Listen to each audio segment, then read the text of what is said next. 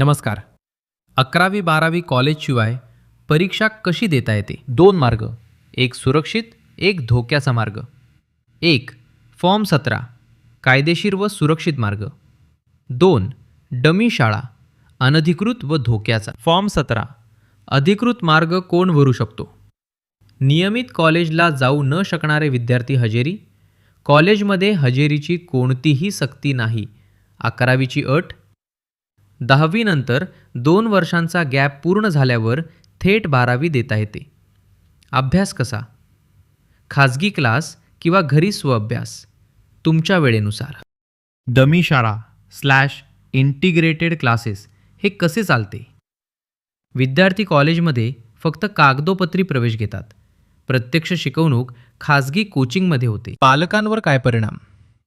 आर्थिक भुर्दंड 1 ते 3 लाख रुपये प्रतिवर्ष. मध्यमवर्गीय कुटुंबांवर कर्जबाजारीपणा अपेक्षांचे ओझं, मोठी फी भरल्याने विद्यार्थ्यावर अवास्तव दबाव. फसवणुकीची भीती, मान्यता रद्द झाल्यास विद्यार्थ्याचे वर्ष वाया, करिअर धोक्यात. विद्यार्थ्यांवर काय परिणाम? सर्वांगीण विकासाचा अभाव.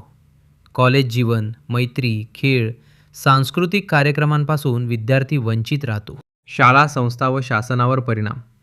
कॉलेज ओस पडते. विद्यार्थी फक्त परीक्षेला येतात. संस्था परीक्षा केंद्र बनते. मान्यता रद्द. अचानक तपासणी, बनावट हजेरी आढळल्यास. अफिलिएशन कायमची रद्द. शैक्षणिक धोरणाचा पराभव. CBSE व राज्य मंडळाचे नवीन निर्णय. अचानक तपासणी भरारी पथकांद्वारे सरप्राईज व्हिजिट्स. मान्यता रद्द. बायोमेट्रिक हजेरी खोटी. हजेरी रोखण्यासाठी बायोमेट्रिक सक्तीचे 16 वर्षांखालील बंदी. कोचिंग क्लासमध्ये प्रवेशाला केंद्र सरकारची बंदी. UDAS tracking. आधार लिंकिंगद्वारे दुहेरी प्रवेश शोधणे सोपे. डमी शाळेचा विद्यार्थ्यावर थेट धोका, गंभीर इशारा. डमी शाळेत प्रवेशित असल्याचे सिद्ध झाल्यास विद्यार्थ्याला बोर्डाच्या परीक्षेला बसण्यापासून रोखले जाऊ शकते. व्हिडिओ पाहिल्याबद्दल मनःपूर्वक आभार.